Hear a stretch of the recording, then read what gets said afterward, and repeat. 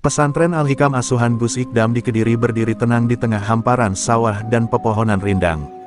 Sehari-hari, lantunan ayat suci bergema dari musola kecil hingga ke gubuk-gubuk santri. Burung-burung pun seolah ikut bertasbih, melengkapi ketentraman yang menjadikan pesantren itu tempat bernaung bagi para pencari ilmu dan ketenangan batin. Tak ada yang menyangka bahwa badai besar tengah menuju tempat ini, membawa ancaman dari dunia yang selama ini tersembunyi di balik tabir gaib. Pagi itu, langit Kediri tampak sedikit berbeda. Awan menggantung lebih gelap dari biasanya, meski hujan tak juga turun. Gus Ikdam sedang duduk bersila di teras musola, ditemani secangkir kopi hitam yang mengepul pelan. Matanya menatap jauh ke arah barat, diam-diam menyimpan kegelisahan yang tak ia tunjukkan pada siapapun. Ia merasa ada sesuatu yang mengusik alam ruhani, sesuatu yang mengintip dari balik gelapnya rimba gaib. Tak lama kemudian, santri bernama Hasan datang tergopoh-gopoh. Nafasnya terengah, wajahnya pucat seperti melihat sesuatu yang tak bisa dijelaskan. "Gus," ada santri yang kesurupan. Badannya panas, matanya merah, dan dia mengoceh dalam bahasa yang tak kami mengerti, lapor Hasan dengan suara bergetar. Gus Ikdam hanya menunduk sejenak, lalu berdiri. Di dalam hatinya, ia tahu ini bukan sekadar kesurupan biasa. Sesampainya di kamar santri yang dimaksud, Gus Ikdam melihat sosok pemuda kurus yang terikat oleh 4 orang. Tubuhnya menggeliat, namun suaranya keluar seperti serigala melolong. "Wahai penjaga dari timur, jangan campuri urusan tanah barat," teriaknya. Suaranya terdengar seperti 2 lapis suara yang saling bertumpuk. Santri lain bergidik ngeri, bahkan yang biasanya gagah pun kini memalingkan muka. Gus Ikdam menarik nafas panjang, lalu duduk di samping santri itu. Dengan suara lembut namun tegas, ia membaca surah Al-Baqarah ayat 255, ayat kursi yang selama ini menjadi tameng utamanya. Seketika tubuh sang santri menggeliat keras, lalu terdiam. Nafasnya mulai teratur, namun tiba-tiba, secarik kertas terbakar melayang masuk dari jendela yang terbuka. Isinya penuh dengan huruf-huruf kuno dan simbol yang tak dikenali. Api menyala tapi tak menghanguskan kertas itu, seolah-olah api hanya menari di atasnya. Dengan sigap, Gus Ikdam mengambil kertas itu. Matanya menajam. Ia mengenali aroma magis yang sangat khas, bau dupa dari ritual tua yang hanya dipakai di daerah pegunungan Jawa Barat. Tangan kanannya menggenggam tasbih, sementara tangan kirinya menggenggam kertas itu erat-erat. "Ini bukan mainan anak magang," gumamnya lirih. "Yang mengirim ini, sudah lama mengincar." Saat malam turun, suara kentongan terdengar 3 kali dari penjaga gerbang pesantren, tanda bahaya. Angin menderu keras, daun-daun beterbangan, dan suara gamelan halus terdengar entah dari mana. Warga sekitar mulai berdatangan, gelisah. Mereka belum tahu apa yang terjadi, tapi semua bisa merasakan ada sesuatu yang mengusik batas antara dunia nyata dan yang tak kasat mata. Dan di tengah keramaian itu, Gus Ikdam hanya berdiri diam, wajahnya menatap langit yang menghitam. Ia tahu, badai besar baru saja dimulai. Pagi menjelang dengan sunyi yang menyesakkan. Kabut turun lebih tebal dari biasanya, seolah langit menutup sebagian cahaya agar tak sembarang orang melihat apa yang akan terjadi hari itu. Gus Ikdam belum tidur semalaman. Ia menghabiskan waktu dalam munajat panjang, ditemani pelita kecil dan suara angin yang terus berbisik. Kertas bertuliskan simbol kuno itu kini disimpan dalam kotak besi yang biasa digunakan untuk menyimpan kitab langka. Namun, bahkan kotak itu pun terasa bergetar, seakan kertas tersebut masih hidup dan menyimpan sesuatu yang belum terungkap. Di luar pesantren, warga mulai gelisah. Ayam enggan berkokok, sapi-sapi menjerit tanpa sebab, dan air sumur di beberapa rumah berubah keruh kehijauan. Seorang ibu mendatangi pesantren sambil membawa anaknya yang tiba-tiba bisu sejak semalam. "Gus, tolong anak saya." Dia seperti melihat sesuatu, tapi tak bisa bicara. Matanya terus memandang ke arah utara, kata sang ibu sambil menangis. Gus Ikdam menyentuh kepala anak itu, merasakan aura dingin yang tak biasa. Pandangan si anak kosong, tapi dari matanya, Gus Ikdam tahu, ia melihat sesuatu yang tidak seharusnya dilihat manusia biasa. Saat itulah, seorang lelaki tua yang tak dikenal muncul di gerbang pesantren. Pakaiannya lusuh, sorot matanya tajam seperti elang, dan di tangannya tergenggam sebuah tongkat dari kayu hitam. Ia tak mengucap salam, hanya berdiri diam menatap pesantren seolah sedang mengukur kekuatannya. Santri yang melihatnya merinding tanpa sebab. Dia bukan manusia biasa, bisik salah satu santri kepada temannya. Lelaki itu kemudian menancapkan tongkatnya ke tanah dan berbalik pergi tanpa berkata apapun. Anehnya, tongkat itu tetap berdiri tegak meski angin terus menerpa. Gus Ikdam menghampiri tongkat itu. Begitu tangannya mendekat, hawa panas menyembur seperti uap dari kawah gunung. Ia menarik tangannya cepat-cepat, lalu membaca ayat kursi. Hanya setelah 3 kali bacaan, tongkat itu hancur menjadi abu. Di dalam abunya, tersembunyi batu kecil berbentuk kepala ular, sebuah simbol tua dari aliran dukun pengabdi api yang berasal dari Gunung Gede. Gus Ikdam menunduk. Ia sudah sangat yakin sekarang, yang datang bukan sekadar kiriman iseng. Ini adalah tantangan langsung dari seseorang yang sangat kuat, dan sangat berbahaya. Di ruang dalam, Gus Ikdam mengumpulkan beberapa santri senior. Kita sedang diincar, bukan oleh jin sembarangan, tapi oleh seseorang yang tahu cara menundukkan dimensi gaib, ucapnya. Para santri terdiam. Salah satu dari mereka, Zain, memberanikan diri bertanya, "Siapa, Gus? Siapa yang berani menantang panjenengan?" Gus Ikdam memejamkan mata sejenak. Dalam hening itu, ia menyebut satu nama yang membuat udara mendadak terasa lebih dingin, Ki Jagat Geni. Nama itu tidak asing bagi mereka yang pernah belajar ilmu hikmah. Ki Jagat Geni adalah dukun sakti dari pegunungan Jawa Barat yang konon bisa memadamkan api hanya dengan hembusan nafas dan memanggil ribuan jin dalam satu malam. Ia menghilang bertahun-tahun lalu setelah mengalahkan beberapa tokoh spiritual besar dari barat Pulau Jawa. Kini, tampaknya ia kembali, dan targetnya adalah Gus Ikdam. Malam harinya, langit tak lagi menurunkan hujan, tapi warna merah darah membalut awan-awan gelap. Seekor burung hantu bertengger di atas kubah musola, menatap ke bawah tanpa berkedip. Suara azan Isya bergema, namun suara itu terdengar serak dan terputus-putus. Gus Ikdam melangkah ke halaman, lalu menengadah ke langit sambil menggenggam tasbih yang selalu menemaninya. Jika ini ujian, maka aku terima. Tapi jika ini perang, aku tak akan mundur, bisiknya pelan. Dan malam itu, bumi Kediri mulai bergetar pelan, seperti menyambut sesuatu yang jauh lebih besar dari yang dibayangkan manusia. Suara kentongan berbunyi 3 kali lagi menjelang tengah malam, memecah keheningan yang terasa seperti ditarik dari pusaran waktu.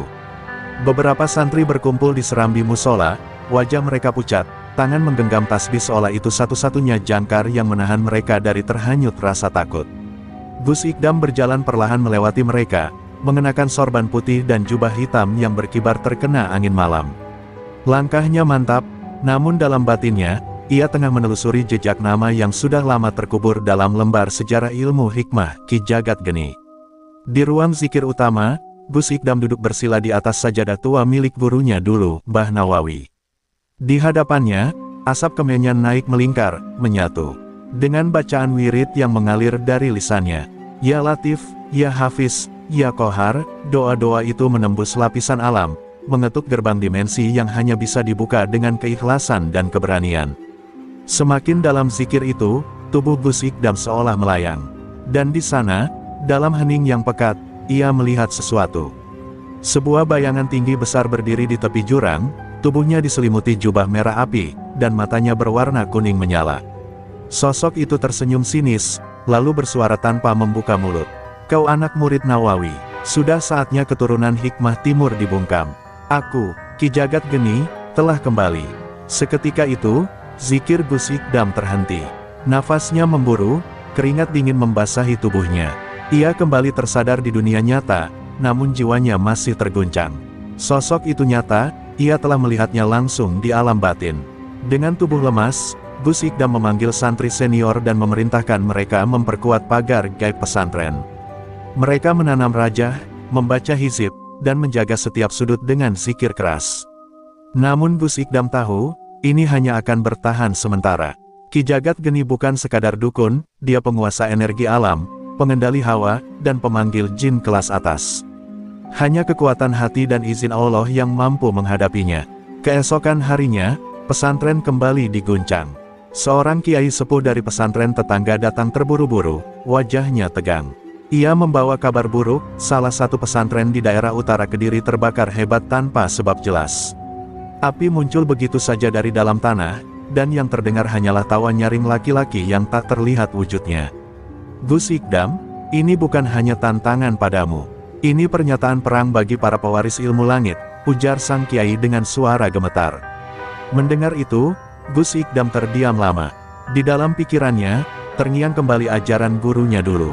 Mbah Nawawi pernah berkata, akan datang waktu di mana langit dan bumi diuji. Saat itu, jangan hanya jadi penghafal doa, jadilah pejuang yang membawa cahaya dalam kegelapan. Kini, kata-kata itu terasa seperti nubuat yang sedang menjadi nyata. Malam itu, Gus Ikdam menulis surat khusus. Ia meminta dikirimkan kitab tua warisan gurunya yang tersimpan di Gunung Raung. Kitab itu hanya boleh dibuka saat darurat besar. Ia juga mengirim utusan ke beberapa pesantren lain untuk memperingatkan kemungkinan terburuk.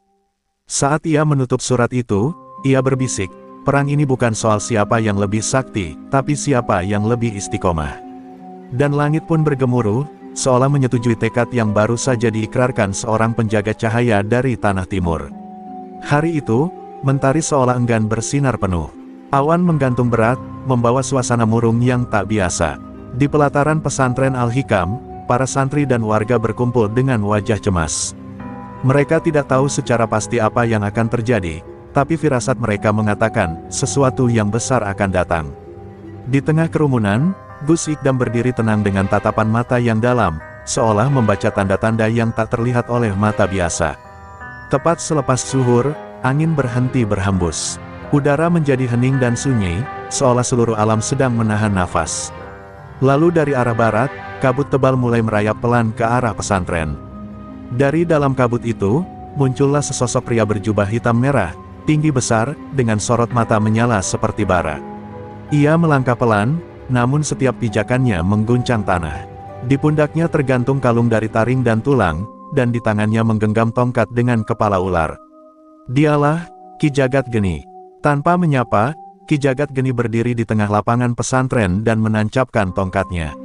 Petir menyambar di langit, dan tanah di sekitarnya merekah sejenak sebelum kembali utuh.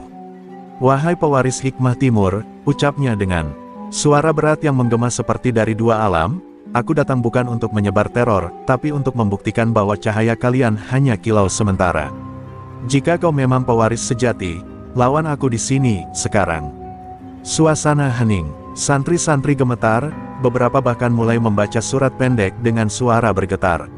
Namun Gus Ikdam tetap diam, matanya menatap tajam ke arah sang dukun. Dengan langkah ringan namun penuh wibawa, ia maju perlahan. Sorban putihnya berkibar ditiup angin, dan setiap langkahnya disertai dengan bacaan zikir lirih yang menenangkan hati siapapun yang mendengarnya. Di hadapan Ki Jagat Geni, ia berdiri hanya beberapa langkah saja, lalu menjawab dengan tenang, "Kalau engkau datang dengan kebencian, aku berdiri dengan keyakinan. Kalau kau menebar kegelapan, aku akan menyalakan cahaya." Ki Jagat Geni tertawa keras. Tawa itu menggema hingga membuat burung-burung di sekitar beterbangan ketakutan. "Cahaya, hanya nyala lilin di tengah badai. Kau akan tahu bahwa doa tidak cukup untuk melawan kekuatan api." Ia mengangkat tongkatnya, dan dari tanah muncul lidah-lidah api yang membentuk lingkaran mengurung mereka berdua. Suasana berubah drastis. Langit menghitam, dan angin mulai memutar cepat seperti pusaran. Namun Gus Ikdam tak bergeming.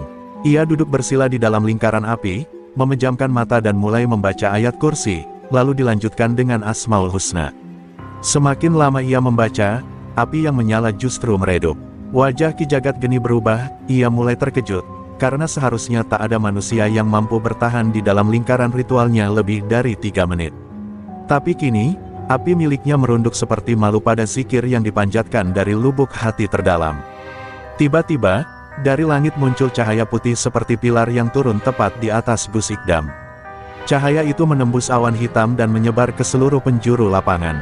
Warga dan santri menunduk, menangis terharu tanpa tahu mengapa air mata mereka mengalir. Ki Jagat Geni melangkah mundur, wajahnya kaget.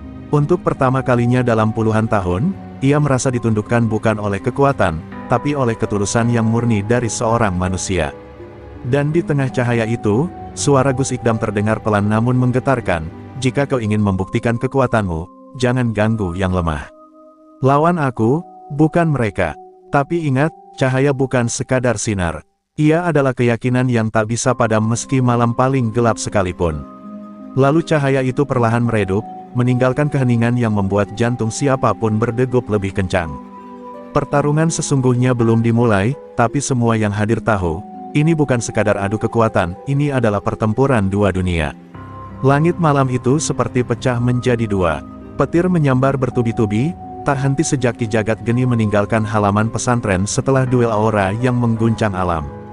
Hujan belum turun, tapi angin berteriak dari segala arah. Para santri tak bisa tidur, sebagian mengurung diri di dalam musola, memeluk Al-Quran sambil menangis pelan. Bahkan pepohonan pun seperti membungkuk ketakutan, ranting-rantingnya bergoyang seakan sedang berdoa agar badai segera berlalu. Di kamar kecilnya, Gus Ikdam duduk sendiri di atas sajadah, tubuhnya lelah namun hatinya terus terjaga. Ia tahu, tantangan Ki Jagat Geni tadi siang hanyalah awal. Dukun seperti dia tidak datang tanpa rencana.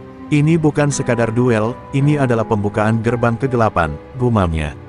Di atas meja, kitab tua dari Gunung Raung yang dimintanya sudah tiba, diikat dengan kain kafan dan tulisan-tulisan kuno Arab Pegon. Gus Ikdam membuka ikatan itu perlahan, dan seketika, hawa dingin memenuhi ruangan. Lembaran pertama kitab itu berisi doa-doa rahasia yang hanya boleh dibaca oleh orang yang benar-benar bersih hatinya. Di tengah kitab, ada satu halaman yang bercahaya redup, sebuah hizib pelindung yang konon bisa memanggil penjaga dari langit ketujuh. Tapi harga yang harus dibayar adalah puasa mutih dan menyepi selama 3 hari 3 malam tanpa suara dan cahaya. Gus Ikdam tahu waktu tak memihak padanya, tapi ia juga sadar bahwa pertarungan ini bukan hanya tentang dirinya, ini tentang menyelamatkan seluruh pesantren dan warga sekitar dari murka yang lebih besar. Tepat tengah malam, langit menggelegar begitu keras hingga kaca jendela bergetar. Kilat menyambar pohon tua di pinggir pesantren hingga terbakar.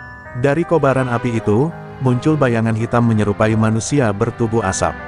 Makhluk itu melayang pelan, mendekati pagar gaib pesantren yang dijaga santri-santri dengan wirid tak henti. Ketika tubuh asap itu menyentuh pagar doa, ia menjerit keras hingga suara itu menggema ke seluruh penjuru desa.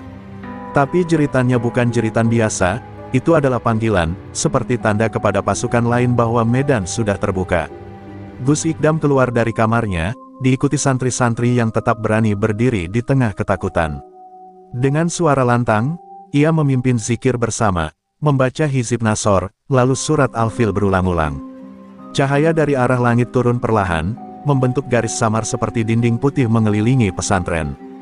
Beberapa warga yang menyaksikan dari luar menangis, tak menyangka doa bisa membentuk tameng sekuat itu. Tapi Gus Ikdam tahu, ini hanya benteng luar. Serangan utama belum datang. Di dalam pikirannya, Gus Ikdam mengingat pesan Mbah Nawawi, jika datang malam penuh petir dan angin berteriak, jangan takut. Itu bukan asap, itu tanda bahwa langit sedang bersiap membantu. Maka, ia kembali ke dalam dan menyempurnakan niat, 3 malam ia akan bertapa, memanggil cahaya langit yang bisa menandingi api Jagat Geni. Sebelum menyepi, ia menulis surat kepada santri tertuanya, jika aku tak keluar setelah 3 malam, jangan paksa. Teruskan zikir, karena cahaya tak mati jika satu lilin padam, asalkan ada yang tetap menyala.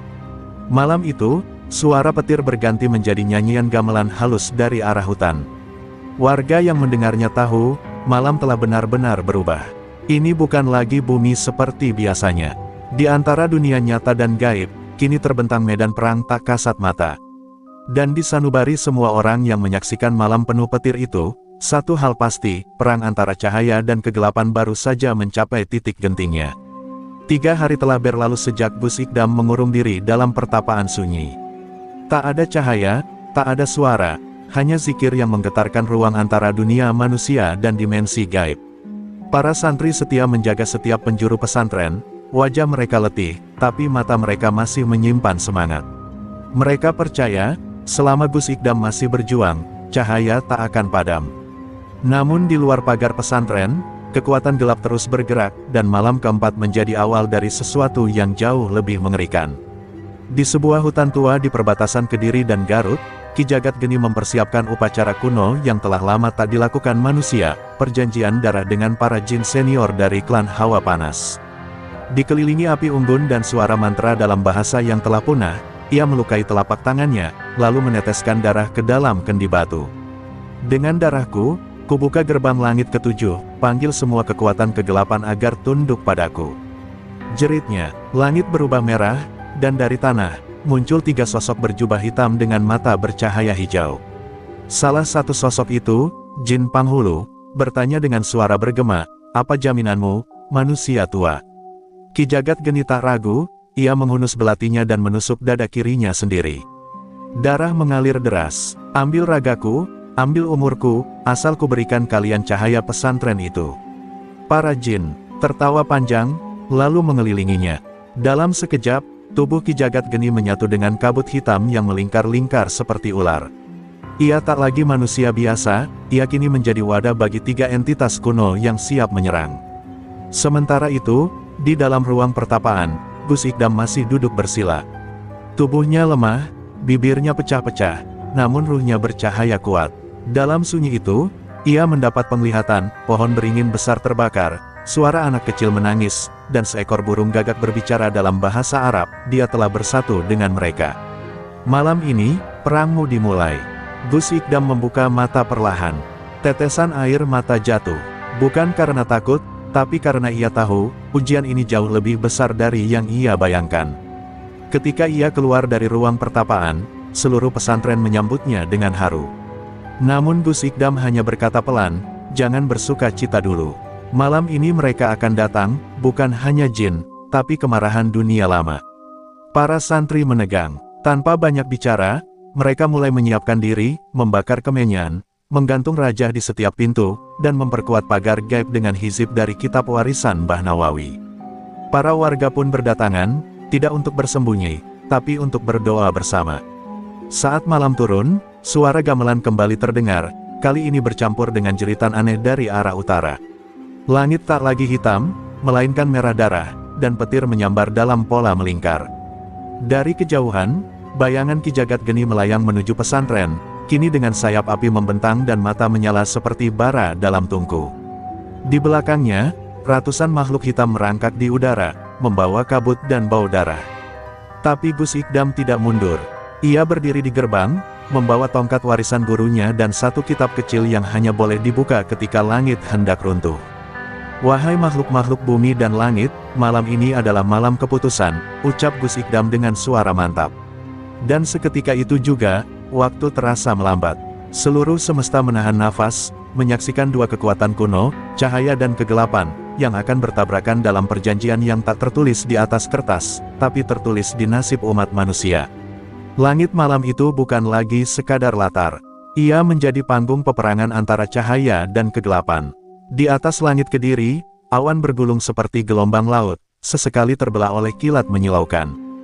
Di bawahnya, Gus Ikdam berdiri tegak di gerbang pesantren, sementara Ki Jagat Geni melayang dengan tubuh separuh manusia, separuh jin, dan sepasang sayap api yang mengepak perlahan.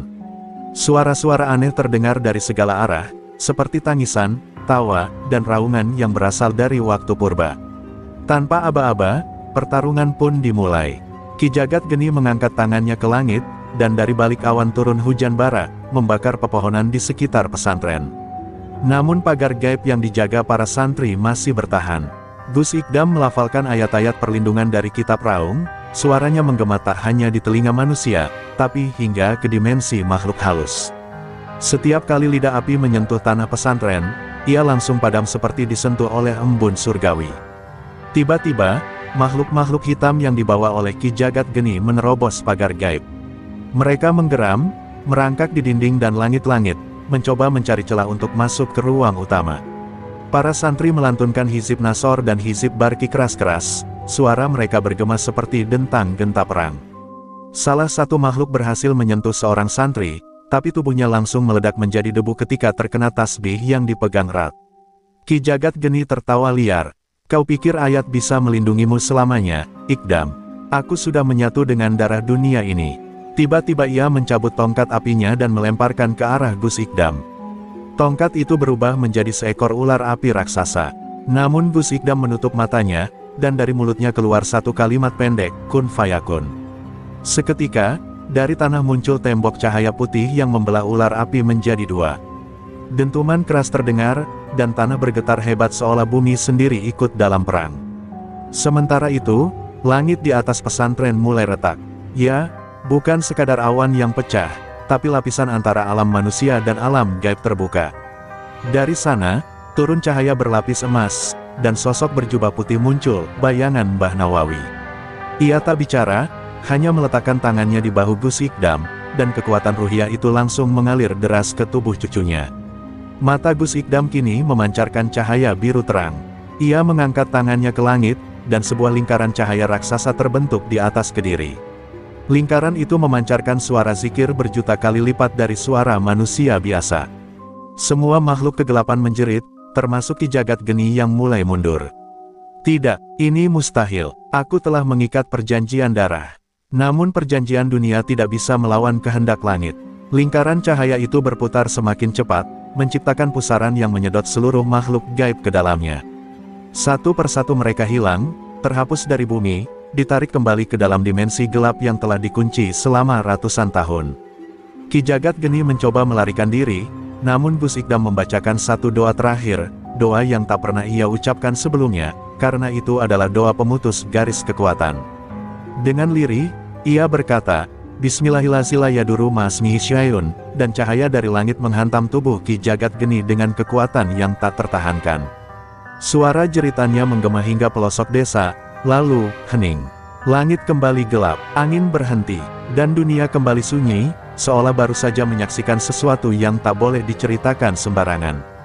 Namun dalam kesunyian itu, para santri dan warga mulai berdatangan ke lapangan pesantren. Mereka menangis, bersujud, memeluk satu sama lain. Gus Ikdam berdiri diam, sorban putihnya sobek, tubuhnya goyah, namun wajahnya penuh ketenangan. Ia tahu, perang ini belum berakhir sepenuhnya. Tapi malam ini, cahaya telah menang, dan langit Kediri akan selalu ingat bagaimana sebuah pesantren kecil berdiri tegak melawan kegelapan yang ingin melahap dunia. Fajar menyingsing dengan malu-malu di atas langit Kediri. Cahaya jingga memantul di kubah musola, seperti berkah yang turun setelah malam panjang penuh teror. Namun tak semua bangunan pesantren utuh, beberapa tembok retak, genting berserakan, dan pohon-pohon tumbang akibat pertempuran semalam. Para santri masih terjaga, duduk bersila, wajah mereka kusam tapi penuh syukur. Mereka tak bisa banyak berkata-kata, karena kata-kata terlalu kecil untuk menjelaskan apa yang baru saja mereka lewati. Gus Ikdam duduk di serambi masjid, ditemani santri tertuanya, Ustaz Faiz. Tubuhnya masih terasa lemas, seperti sehabis menanggung beban gunung. Namun tatapannya tetap tenang, seperti seorang pejuang yang tahu medan perang bukan hanya tempat pedang dan darah, tapi juga tempat untuk mengenali takdir. Ia membuka kitab raung di pangkuannya, dan menemukan halaman yang semalam terbakar oleh cahaya. Di sana, tertulis dengan tinta emas, cahaya yang menang, akan ditinggal tanggung jawabnya. Malam itu mungkin telah berakhir, tapi konsekuensinya baru saja dimulai. Sejak subuh, warga desa berbondong-bondong datang ke pesantren. Mereka mencium tanah, membawa anak-anak mereka, meminta doa dan perlindungan. Banyak dari mereka mengaku melihat mimpi yang sama, Ki Jagat Geni terbakar di langit, dan Gus Ikdam berdiri di antara bintang-bintang membawa tongkat cahaya. Isyarat dari langit kini bukan sekadar mimpi, tapi telah menjadi kenyataan hidup. Mereka, namun di balik semua itu, sebuah pertanyaan besar menggantung, kemana perginya sisa kekuatan gelap yang sempat menembus dunia. Gus Ikdam tahu bahwa tidak semua telah lenyap. Beberapa jin pengikut Ki Jagat Geni berhasil melarikan diri sebelum pusaran langit menutup sepenuhnya. Mereka bukan pemimpin, tapi prajurit yang akan menyusun ulang kekuatan. Dan lebih parah lagi, ikatan darah yang dibuat Ki Jagat Geni belum sepenuhnya terputus. Ada sisa dari perjanjian itu yang tertinggal di bumi. Di malam berikutnya, Gus Ikdam memimpikannya sosok Mbah Nawawi lagi. Kali ini beliau duduk di atas batu besar di tengah padang pasir. Ikdam, katanya dengan suara lembut, cahaya yang menang akan membawa warisan. Tapi warisan itu bukan untuk dibanggakan. Ia adalah darah yang akan kau titipkan pada generasi berikutnya. Gus Ikdam terbangun dengan dada sesak. Ia tahu, ia harus mempersiapkan generasi baru. Karena musuh tidak akan datang dengan wajah lama. Mereka akan datang dengan wajah yang lebih licik, lebih lembut, tapi lebih mematikan. Pagi itu, Gus Ikdam memanggil seluruh santri senior. Di tengah aula yang remuk, ia berdiri dengan suara lantang. Pesantren ini bukan lagi sekadar tempat belajar kitab. Ini adalah benteng langit. Kalian bukan hanya santri. Kalian adalah penjaga warisan cahaya. Suasana hening. Beberapa santri menangis. Mereka tahu hidup mereka tak akan pernah kembali normal. Tapi tak ada satupun dari mereka yang mundur. Karena mereka telah melihat sendiri, cahaya memang menyakitkan, tapi juga menyelamatkan. Di sudut pesantren, seorang anak kecil baru berusia 7 tahun diam-diam melihat Gus Ikdam dari kejauhan. Ia tak berkata-kata, hanya memegang pecahan kitab tua yang terlempar saat pertempuran. Anak itu adalah anak yatim dari desa sebelah. Namun di matanya, ada sinar yang berbeda. Gus Ikdam menghampirinya, mengusap kepalanya, dan berbisik, "Mungkin, kau yang akan menggantikan aku suatu hari nanti." Dan dari bisikan kecil itu, takdir baru mulai ditulis di langit Kediri, warisan cahaya kini berpindah darah. Hari-hari di pesantren kembali berjalan seperti biasa, namun rasa tenang itu hanya di permukaan. Gus Ikdam semakin sering menyendiri, bukan karena lelah, tapi karena firasat yang tak kunjung sirna dari hatinya. Dalam zikir malamnya, ia kembali mendengar suara yang tak asing, suara Ki Jagat Geni, namun kali ini bukan berupa teriakan atau kutukan, melainkan bisikan halus seperti angin yang menyelinap di sela-sela daun. "Perjanjian darah tak bisa mati, Ikdam, ia akan lahir kembali, dalam tubuh yang tak kau kenal." Suara itu menghantuinya selama 3 malam berturut-turut. Pada malam keempat, salah satu santri muda bernama Karim jatuh sakit mendadak. Tubuhnya menggigil, matanya merah, dan ia mengigau dalam bahasa Sunda kuno yang tak ia pelajari sebelumnya. Ketika Gus Ikdam mendekat dan menyentuh dahinya, tubuh Karim melonjak seperti kesetrum. Dari mulutnya keluar suara tua yang sama persis dengan suara Ki Jagat Geni. Anak dari darah lama, telah hidup kembali. Segera, Gus Ikdam memerintahkan agar semua santri memperkuat pagar gaib, tapi ia tahu, kali ini musuh tidak datang dari luar. Musuhnya, telah lahir kembali melalui tubuh manusia biasa. Setelah menelusuri kitab-kitab warisan Mbah Nawawi, ia menemukan catatan rahasia, jika perjanjian darah dilakukan dengan sempurna, maka arwah akan memilih tubuh baru, yang tak bisa ditolak langit, tak bisa diusir oleh ayat. Hanya warisan cahaya yang bisa mengenalinya. Kecurigaan Gus Ikdam mengarah pada anak yatim kecil yang ia temui di bab sebelumnya. Anak itu, yang bernama Raka, semakin sering menunjukkan keanehan. Ia bisa membaca tulisan Arab Pegon tanpa diajari, dan ketika tidur, bibirnya komat kamit menyebut nama-nama jin tua yang bahkan Gus Ikdam sendiri belum pernah ucapkan. Namun yang membuat hati Gus Ikdam paling resah adalah saat suatu malam, Raka menggambar sebuah simbol di dinding pesantren. Simbol itu adalah segel darah dari perjanjian Ki Jagat Geni. Namun ada hal yang berbeda. Setiap kali Raka selesai menulis simbol-simbol aneh itu, ia menangis. Ia tak sadar telah melakukannya. Ketika ditanya, ia hanya berkata, "Aku hanya bermimpi seseorang menyuruhku menulis. Tapi aku takut, Gus." Ketakutan itu bukan dari seorang anak biasa. Ia seperti sedang berperang dengan sesuatu di dalam dirinya. Gus Ikdam akhirnya menyadari, Raka bukan hanya wadah dari perjanjian lama, ia juga penerus cahaya. Dua takdir besar bertabrakan dalam satu tubuh mungil. Gus Ikdam kini dihadapkan pada pilihan yang menggetarkan hati, apakah ia harus mengurung Raka demi keselamatan banyak orang, atau membimbingnya agar warisan cahaya mampu menelan sisa-sisa kegelapan yang tertanam dalam darahnya. Dunia tak lagi hitam putih. Cahaya dan gelap telah bercampur, dan hanya kebijaksanaan hati yang mampu menunjukkan jalan.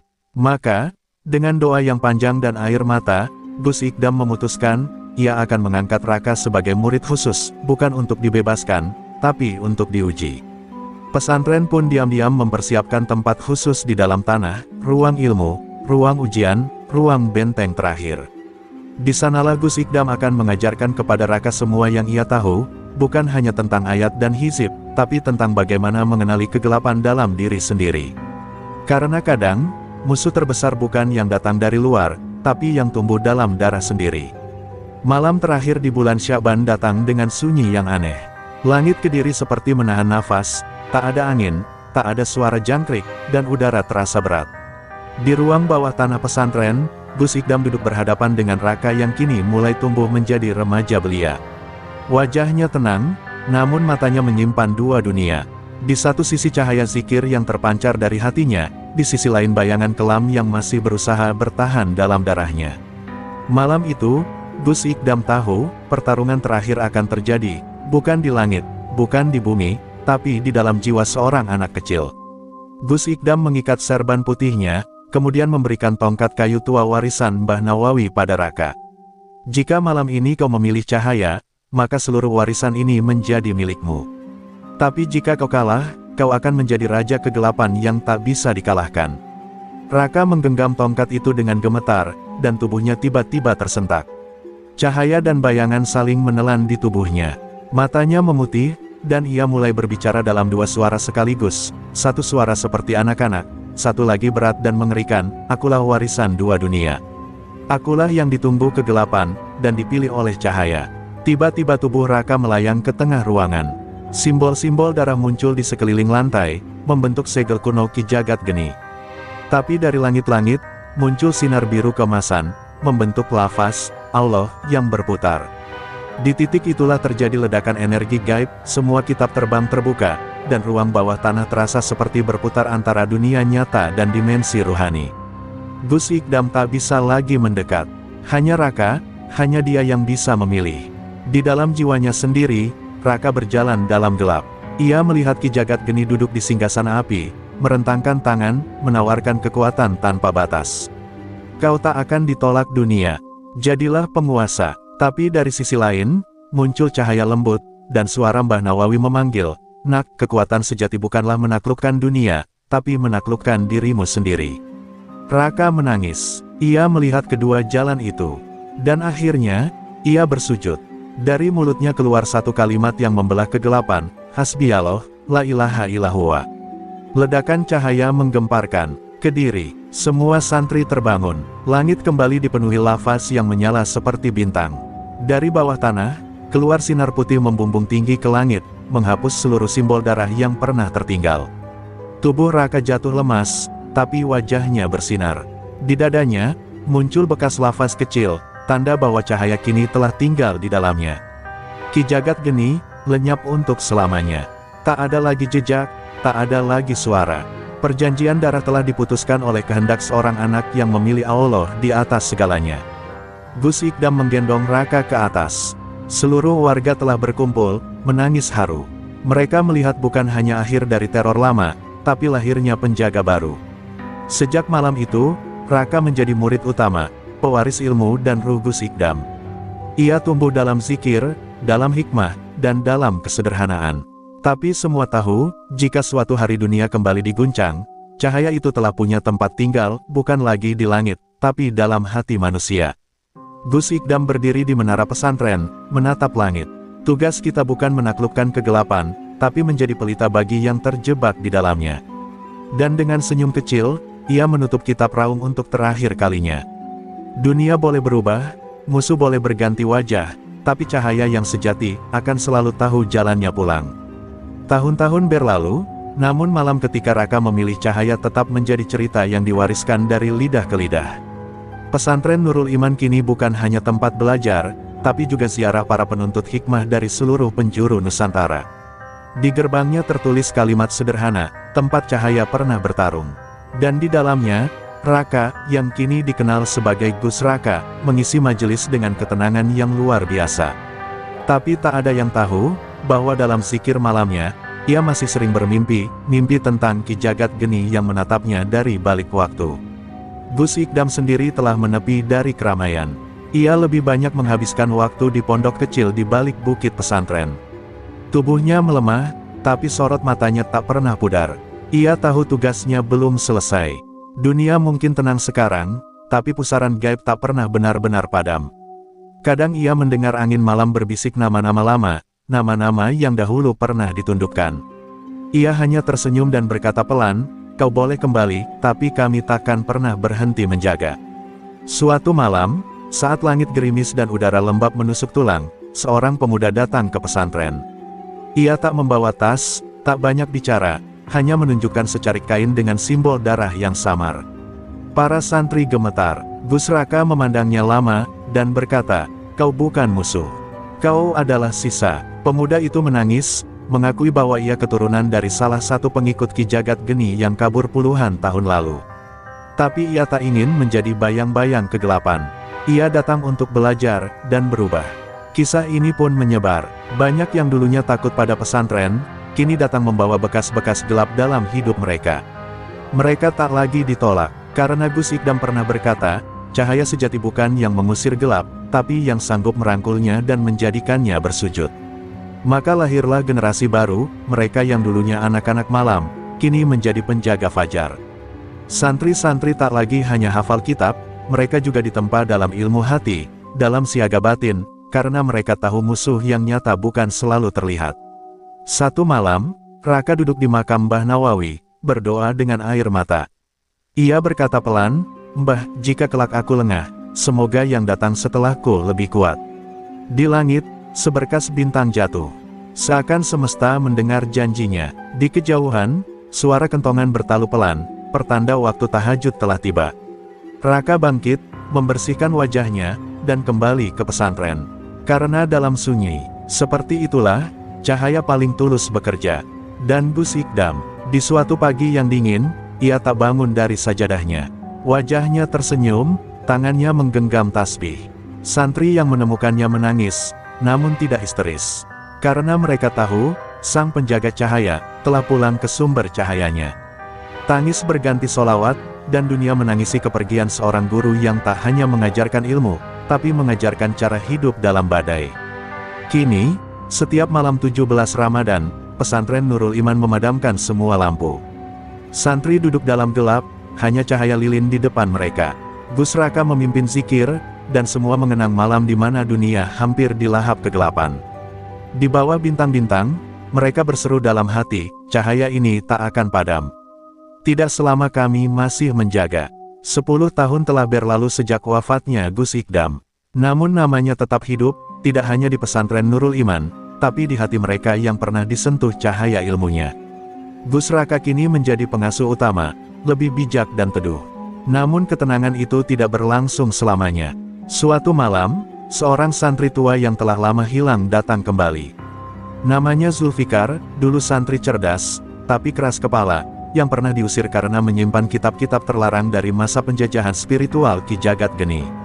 Zulfikar datang dalam keadaan lusuh, matanya merah, tubuhnya gemetar.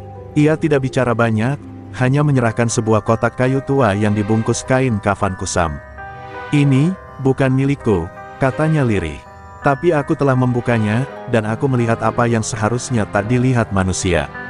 Gus Raka membuka perlahan. Di dalamnya ada sebuah kitab tua berjudul Al-Hikmah As-Siriyah, tulisan tangan yang seolah berdenyut hidup.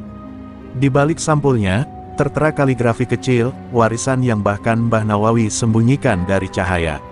Sejak malam itu, hawa pesantren berubah. Langit sering mendung meski tak hujan. Suara burung gagak terdengar di waktu subuh. Santri-santri sering bermimpi buruk, dan satu demi satu merasa kehilangan semangat belajar. Gus Raka menyadari, sesuatu dalam kitab itu telah membangunkan sisi tersembunyi dunia gaib.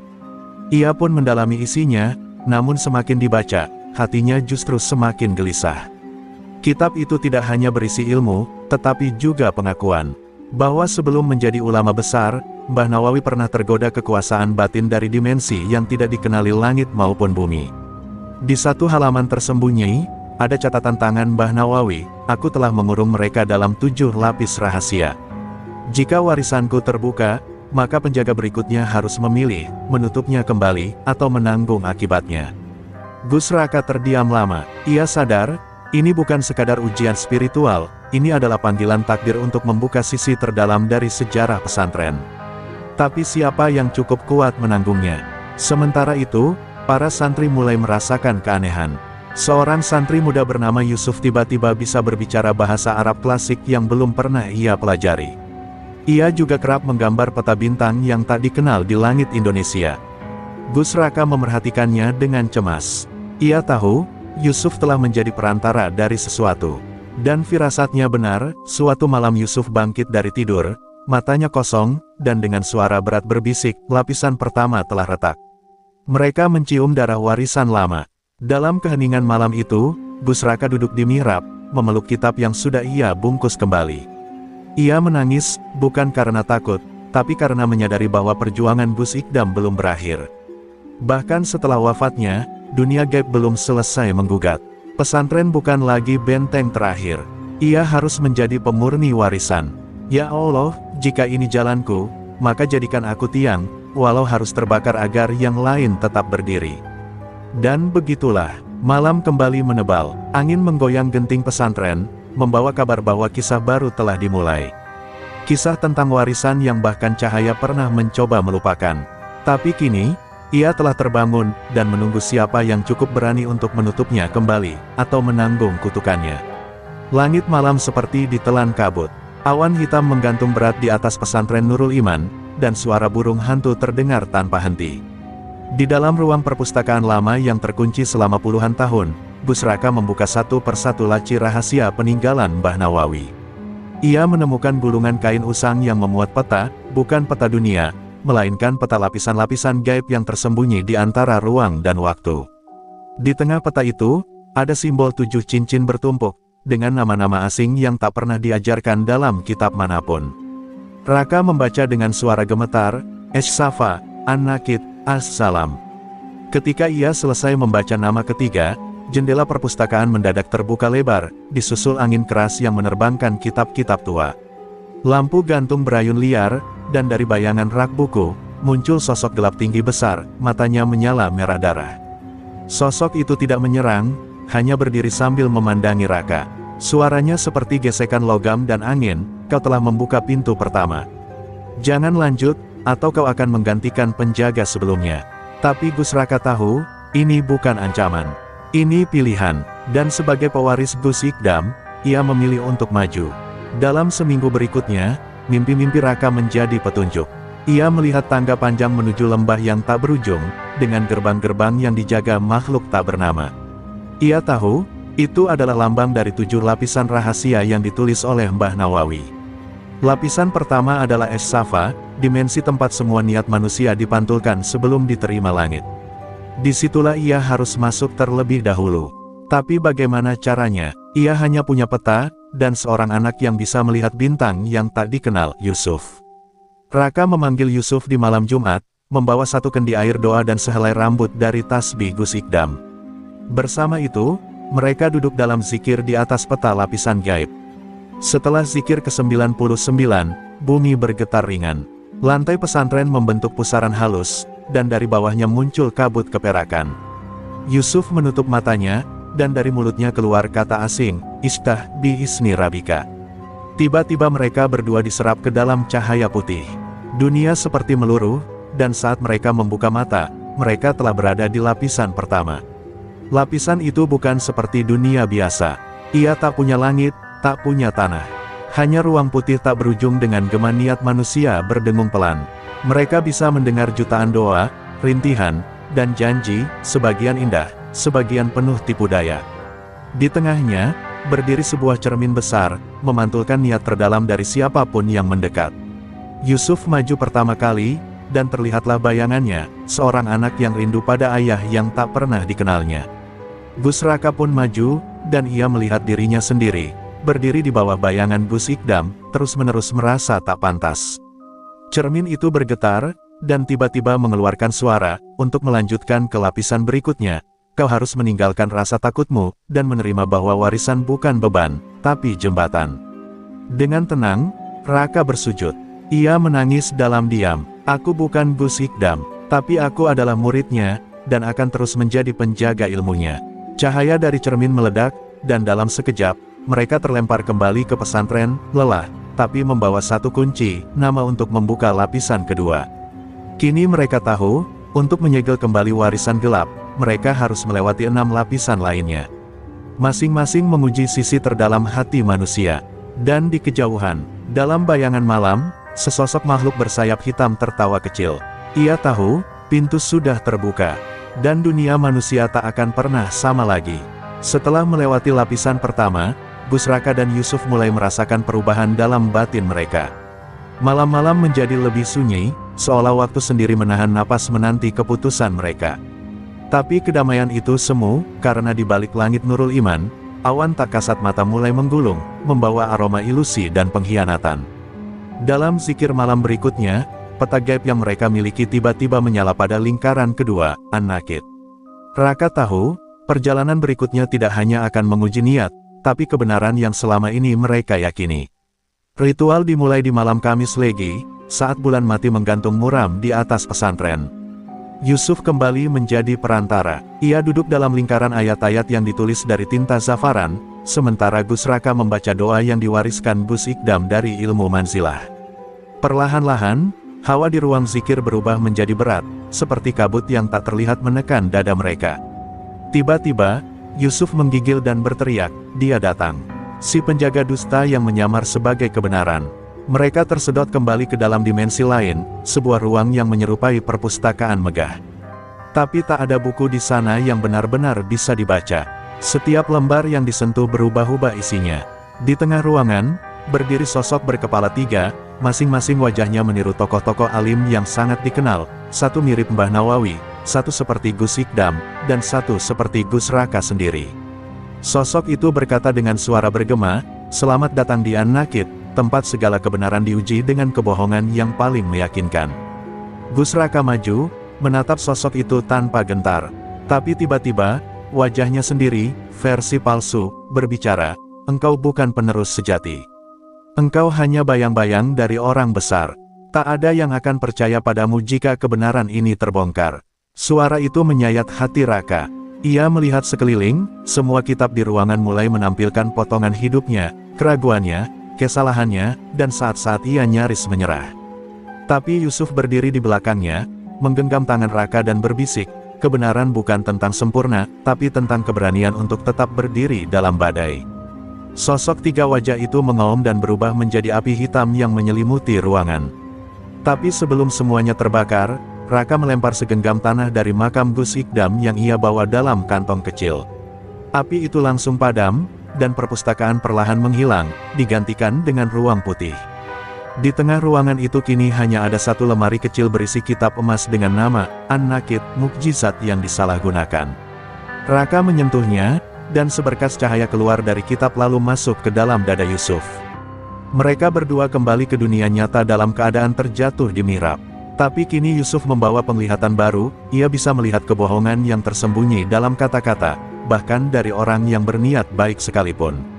Raka sadar, lapisan kedua bukan hanya soal membedakan benar dan salah, tapi memahami bahwa kebenaran sejati lahir dari hati yang terus bertobat, bukan dari kemurnian yang sombong. Namun di kejauhan, di gunung yang jauh dari jangkauan manusia, seorang lelaki buta membuka matanya untuk pertama kali. Ia tersenyum. Dua lapisan telah dibuka, warisan yang kusembunyikan, akhirnya kembali menari. Lelaki itu bukan manusia biasa. Ia adalah anak dari Ki Jagat Geni, yang dulu dikira telah lenyap. Dan kini, ia bersumpah untuk merebut kitab-kitab itu, karena menurutnya, hanya darahnya yang layak menguasai rahasia langit. Sejak kepulangan dari lapisan An-Nakid, Gus Raka dan Yusuf hidup dalam keheningan yang tak sama. Yusuf kini sering terdiam, matanya menatap. Kosong seakan melihat sesuatu yang tak bisa dijelaskan. Ia bisa merasakan kebohongan bahkan sebelum kata terucap, dan itu membuatnya takut pada banyak hal, termasuk pada dirinya sendiri. Sementara itu, Gus Raka menyadari bahwa perjalanan mereka mulai menguras kekuatan batin. Tapi waktu tidak memberi jeda. Peta warisan kembali bergetar di malam Selasa Kliwon. Lingkaran ketiga menyala, Az-Zalam, lapisan yang konon tidak memiliki bentuk, hanya bayangan. Persiapan mereka kali ini lebih sunyi. Tak ada zikir keras, tak ada api dupa atau tinta zafaran. Hanya sehelai kain putih dan dua hati yang siap diuji. Saat mereka duduk bersila, Yusuf berkata lirih, "Lapisan ini bukan tentang kebenaran atau niat, ini tentang apa yang tersembunyi di balik terang yang kita banggakan." Gus Raka hanya mengangguk, menaruh tasbih peninggalan Gus Ikdam di tengah mereka. Begitu Yusuf membaca satu kalimat dari kitab An-Nakid, bumi bergetar perlahan, dan mereka pun menghilang dari dunia nyata, terhisap ke dalam bayangan mereka sendiri. Mereka mendarat di sebuah dunia gelap gulita. Tidak ada langit, tidak ada tanah, hanya ruang hitam yang terasa seperti air namun tak bisa disentuh. Di sana, suara-suara terdengar samar, jeritan, bisikan, dan tangisan. Tiba-tiba, di hadapan Gus Raka muncul sosok bayangan, tingginya sama, gerakannya sama, bahkan pakaiannya sama. Hanya saja matanya merah menyala. Bayangan itu berkata, "Aku adalah kau yang bersembunyi di balik jubah agama. Aku adalah ambisimu. Aku adalah rasa banggamu ketika dipanggil Kiai." Gus Raka tersentak. Bayangan itu mulai menyerangnya, bukan dengan tangan, tapi dengan kalimat-kalimat yang menusuk jiwa. Kau ingin dikenal. Kau ingin dihormati. Semua zikirmu bukan karena cinta, tapi karena takut dilupakan. Raka nyaris roboh. Namun tiba-tiba, suara Yusuf bergema dari kejauhan, jangan tolak bayanganmu. Rangkul dia, karena hanya dengan menerima kegelapan, cahaya jadi bermakna. Dengan segenap kekuatan, Raka memeluk bayangan itu. Tubuhnya gemetar, tapi perlahan, bayangan itu melebur ke dalam dirinya, menjadi bagian dari jiwanya, tak lagi memusuhi. Yusuf pun menghadapi bayangannya sendiri. Tapi berbeda dari Raka, bayangan Yusuf adalah sosok anak kecil yang ketakutan, duduk menangis di sudut, berkata, "Mengapa aku harus melihat semua kebohongan ini? Aku hanya ingin jadi anak biasa." Yusuf mendekat dan berlutut. Ia merangkul bayangan itu dan berkata, "Maafkan aku, tapi kita dipilih, dan kita tidak boleh lari." Saat pelukan itu menyatu, dunia mulai retak, dan mereka kembali ke pesantren. Tapi kali ini, bukan hanya dua tubuh yang kembali, mereka pulang sebagai jiwa yang lebih utuh. Sejak itu, aura pesantren berubah. Langit tampak lebih biru, namun angin terasa lebih berat. Yusuf mulai menggambar bentuk-bentuk yang belum pernah ia lihat, simbol-simbol langit dan pengetahuan yang tak diajarkan di kitab manapun. Raka menatapnya dengan diam. Ia tahu, ini bukan sekadar perjalanan spiritual. Ini adalah kebangkitan dari warisan ilmu yang sudah lama dikubur oleh para ulama terdahulu, bukan karena takut, tapi karena tahu manusia belum siap. Namun di tempat lain, lelaki buta, anak Ki Jagat Geni, duduk di atas batu hitam. Ia meminum darah ayam cemani dan berkata, 3 lapisan telah terbuka. Waktu bagi langit dan bumi untuk diguncang telah mendekat. Dan saat matanya yang buta meneteskan darah, langit bergemuruh untuk pertama kali sejak wafatnya Gus Ikdam. Sudah 3 malam berturut-turut langit di atas pesantren Nurul Iman tidak memunculkan bintang. Gus Raka tahu, ini bukan sekadar fenomena alam. Dunia mulai bergeser, 3 lapisan telah ditembus, dan masing-masing memberi mereka bukan hanya kekuatan, tapi juga luka batin yang belum sempat sembuh. Yusuf semakin sering berhalusinasi, berbicara dengan suara-suara yang tak terdengar oleh siapapun. Ketika fajar ke-7 menyapa tanpa suara burung sekalipun, peta gaib mereka membara pelan, menandai lingkaran keempat, Al-Murakkab. Dunia tempat semua wajah menjadi cermin, dan semua cermin menjadi jebakan. Ritual kali ini dilakukan dalam ruang gelap total, tanpa lilin, tanpa cahaya. Yusuf menggambar simbol-simbol yang muncul dalam mimpinya, segitiga bertumpuk, mata terbuka, dan wajah manusia tanpa mulut. Gus Raka membaca surat Al-Kahfi hingga ayat ke-110, dan ketika sampai di titik terakhir, lantai seolah ambruk. Mereka terhisap, jatuh tanpa dasar, dan mendarat di tempat paling aneh yang pernah mereka lihat, sebuah kota yang seluruh bangunannya terbuat dari cermin. Setiap sudut kota memantulkan wajah-wajah mereka, bukan hanya dalam bentuk sekarang, tapi versi yang berbeda-beda. Gus Raka sebagai pemimpin besar, sebagai diktator kejam, sebagai pengkhianat umat, bahkan sebagai orang biasa yang hidup menua dalam kesepian. Yusuf pun melihat dirinya sebagai nabi palsu, sebagai anak terbuang, bahkan sebagai makhluk yang tak lagi manusia. Suara dari langit bergema, inilah Al-Murakkab, tempat semua kemungkinan ditampilkan, agar kau bingung mana yang sejati. Gus Raka berlari, mencoba menjauh dari pantulan. Tapi semakin ia menghindar, semakin banyak wajah yang muncul, semua berbicara dengan nada dan suara yang sama, kau ini siapa sebenarnya? Yusuf mulai menangis, menggenggam dadanya, dan dari cermin muncul ibunya, sosok perempuan yang tak pernah dikenalnya. Kau tinggalkan aku demi ilmu yang bahkan bukan milikmu, katanya lirih.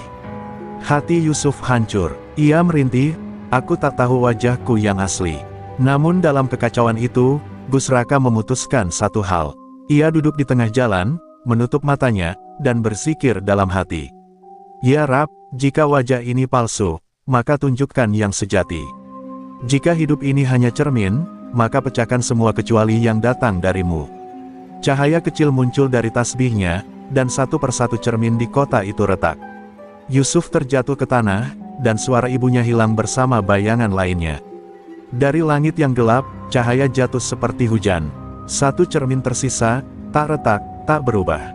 Di dalamnya hanya ada satu wajah, wajah Gus Ikdam, tersenyum, menatap keduanya dengan damai. Ia berkata tanpa suara, kebenaran bukan soal wajah, tapi tentang jiwa yang tetap istiqomah, bahkan ketika cermin memecah segalanya. Cermin itu lalu lenyap, meninggalkan simbol baru di udara, sebuah garis lengkung membentuk bulan sabit. Mereka tahu, ini adalah kunci menuju lapisan kelima. Ketika kembali ke pesantren, Yusuf tidak berkata sepatah kata pun. Ia hanya menulis satu kalimat di dinding kamarnya, "Aku tak lagi mencari wajahku, aku mencari cahaya yang tak bisa dipantulkan."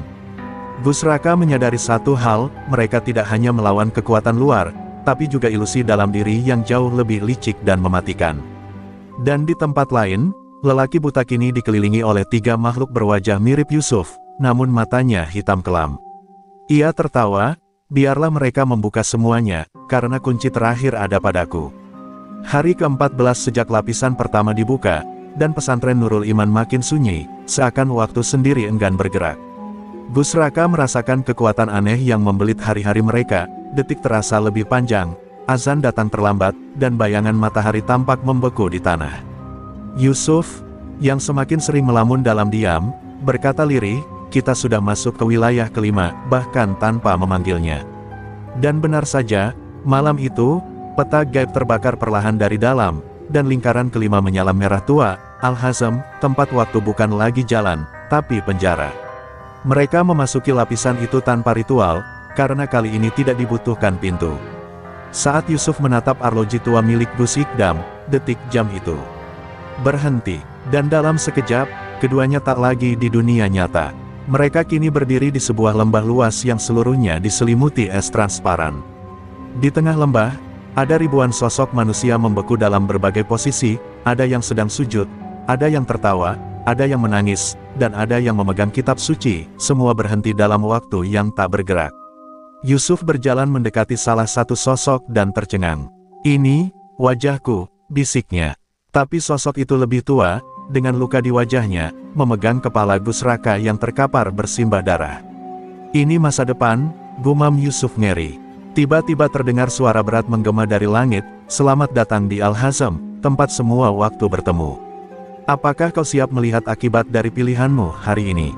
Suara itu bukan mengancam, tapi nyaris terdengar seperti penyesalan.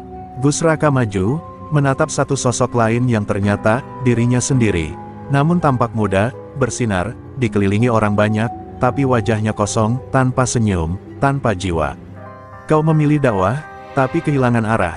Suara lembut terdengar dari dalam kepalanya. Raka hampir tersungkur, namun Yusuf menggenggam tangannya. "Waktu bukan musuhmu, tapi cerminan kemana tujuanmu." Raka menarik napas dalam-dalam, dan dari dalam jubahnya, ia mengeluarkan jam saku milik ayahnya, yang selama ini tak pernah ia pakai. Jarum jam itu bergerak 1 detik, dan lembah pun mulai retak. Namun pergerakan itu membuat kemarahan waktu terbangun. Angin dingin menerpa seperti ribuan belati. Sosok-sosok beku mulai pecah satu persatu, mengeluarkan suara jerit yang tidak manusiawi. Yusuf berteriak saat ia melihat sosok ibunya membeku di kejauhan, ingin berlari, namun Raka menghentikannya. "Itu bukan ibumu, itu adalah bayangan yang tertinggal di masa lalu." Yusuf menunduk, dan untuk pertama kalinya, air matanya mengalir tanpa suara. Di tengah badai salju yang membekukan semua, Gus Raka menancapkan tasbihnya ke tanah, lalu berteriak, "Ya Qayyum, Engkaulah pemilik waktu, bekukan kami bila harus, tapi jangan cabut nurani kami." Cahaya kuning keemasan muncul dari tasbih itu dan menyelimuti lembah.